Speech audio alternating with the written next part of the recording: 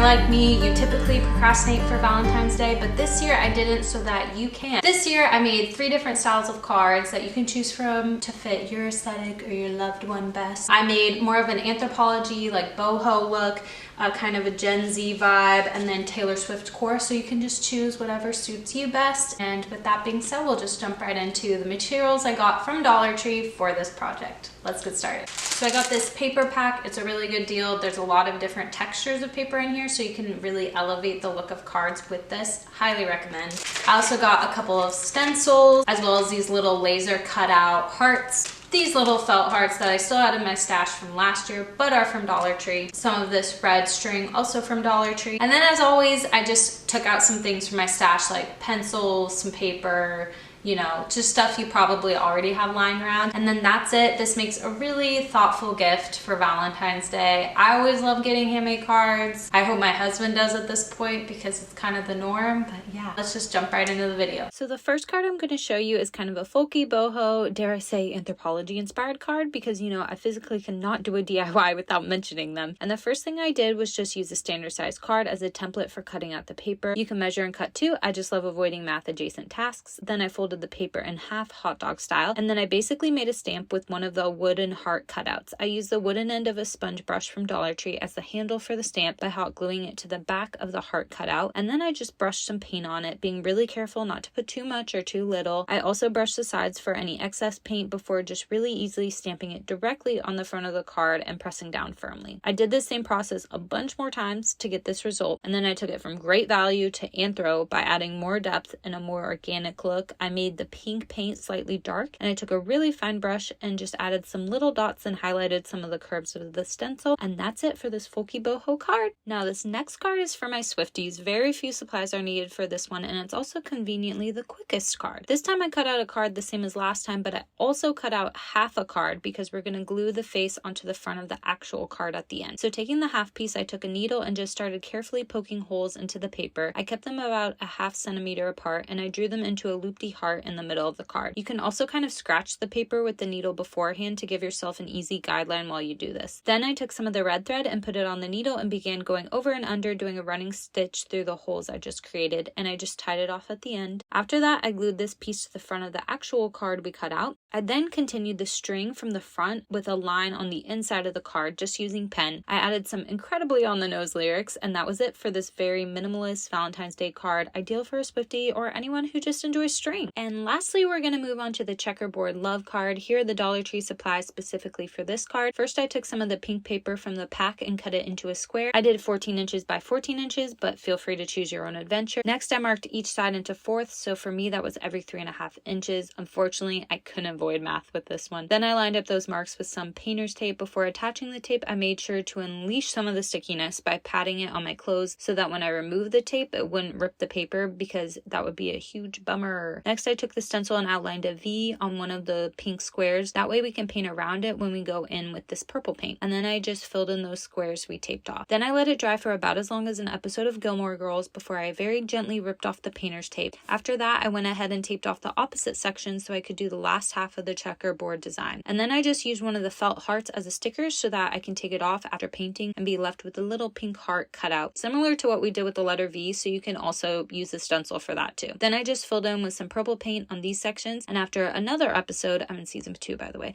I took off the remaining painter's tape. I went in and touched up the edges a bit with a small brush. Next, I took the stencil again and stenciled in an L and an E and a couple of the pink squares, once again with the purple paint. After that, I just cut out a 28-inch by 14-inch piece of paper and folded it in half, hamburger style, and then glued our pink paper on the front, and that was it for this very cute, trendy checkerboard card. Okay guys, those are the 3 cards I came up with for this Valentine's Day, only using supplies from Dollar Tree. I hope you enjoyed it. If you did, please consider giving me a like and subscribing to my channel for more easy DIYs and dupes. And with that, I'll see you in the next video. Bye!